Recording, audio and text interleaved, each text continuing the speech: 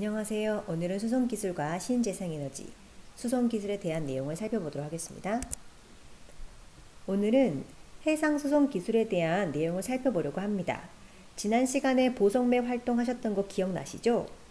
오늘은 해상수송 관련된 발달 과정을 살펴보시고 똑같은 보석맵 활동을 하려고 합니다.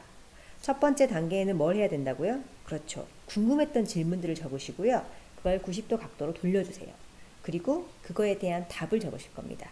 그리고 한 번 더 돌려서는 그와 관련된 에피소드를 적어주시면 되겠습니다.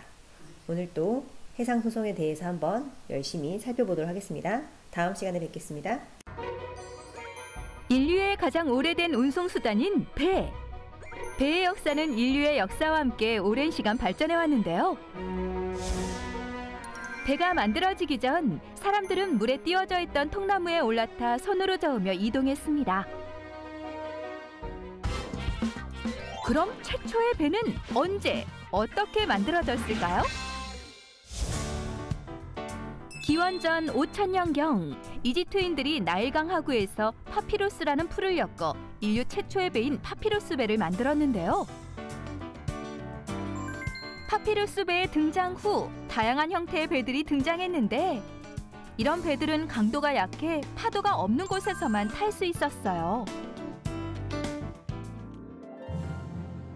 파도가 있는 바다에서도 배를 타고 싶었던 사람들은 튼튼한 배를 만들기 위해 목재를 견고하게 짜맞춰서 골격을 만드는 등 오늘날의 배와 같은 구조를 갖추기 시작했습니다.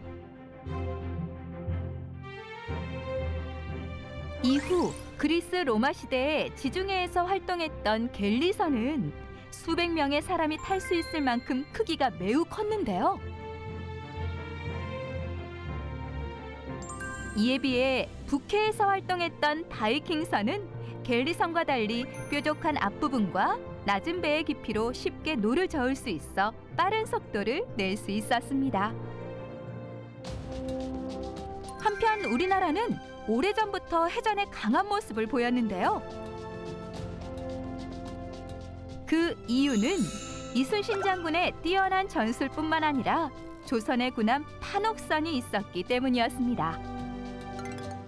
조선 수군의 주력함인 판옥선과 일본의 주력함인 세키분해는 배의 강도와 규모에서 큰 차이를 보였는데요. 이로 인해 임진왜란 당시 조선 수군이 더 적은 규모였음에도 전쟁에서 승리할 수 있었습니다. 15, 16세기엔 배의 발전으로 신대륙 발견, 새로운 항로 개척 등 역사적으로 변화의 시대를 맞이하게 되었는데요. 1769년 제임스 와트의 증기기관 발명으로 사람들은 증기기관을 배에 적용하여 증기선을 만들려고 시도하였는데 그중 미국의 기술자 로버트 풀턴이 있었습니다. 그림을 공부하던 풀턴은 영국에서 운하와 선박에 대해 관심을 가지기 시작해 증기선에 대한 연구를 시작. 제작엔 성공했지만 선체가 약해 금방 부서지고 말았어요. 하지만 풀턴은 포기하지 않고 계속 연구를 진행해 마침내 1807년 클러몬트호 제작에 성공하였습니다. 그러나 증기선을 본 사람들은 실패할 거라고 확신했어요. 저 배가 움직이는 것은 불가능해. 그러나 클러몬트호는 운항에 성공! 후에 전기 항로가 개설되었죠. 증기기관의 발명으로 배의 추진장치가 바뀌는 시기에 맞물려 배를 만드는 재료도 나무에서 철로 바뀌게 되었는데요. 그 후로도 배를 만드는 기술이 계속 발전해 배는 더욱 튼튼해지고 빨라져 운항할 수 있는 주행거리도 길어졌습니다. 이러한 발전을 통해 배로 많은 양의 화물을 운송할 수 있게 되었고 그로 인해 무역이 활발하게 이루어지게 되었습니다.